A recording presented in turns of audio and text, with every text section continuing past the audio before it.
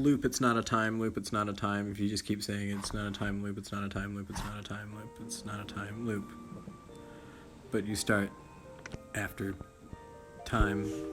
So that stuff I started recording and transcribing this travel journal of my grandmother's from 1936.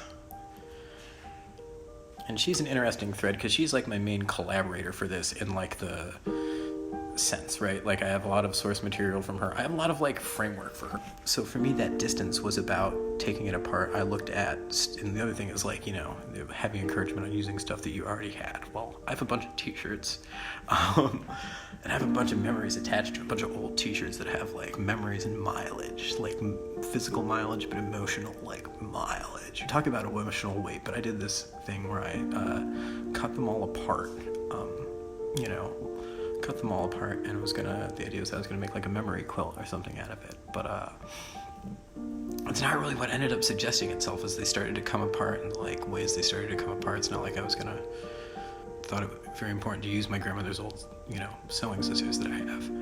I have a set of her old, very nice old German scissors. I suspect she got on this trip, if the lore fits, if she got them on this trip. I laundered my memories. I washed all these shirts. You can't start with dirty memories. Anybody who's sewed knows that. Your most fundamental unit of deconstruction, right, is the thread.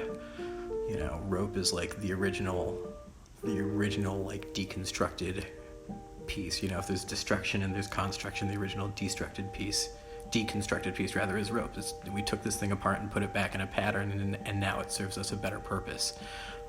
So using that kind of model, I took these shirts apart and took them apart and put them back together as what started as I thought it was going to be a quilt or maybe a flag or even a rope, but ended up turning out as this big appendix looking thing is what I started calling it, Appendix A.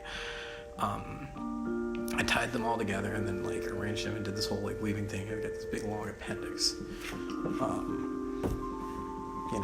Like if here is like for like the idea with distance is like it's like the distance, the name between here and there, the space between here and there, where there is just not here, right? Anywhere that's not here is there.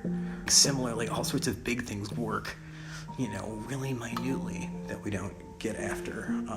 So I think that's like that's kind of part of the process. And then so the other part of the process is that as somebody who doesn't own a car with a bike, like that's a sewing machine. That's a sewing machine that's both a needle and thread, like your needle and thread on a daily basis, your content and delivery. And you're making, we weave through and thusly make new fabric.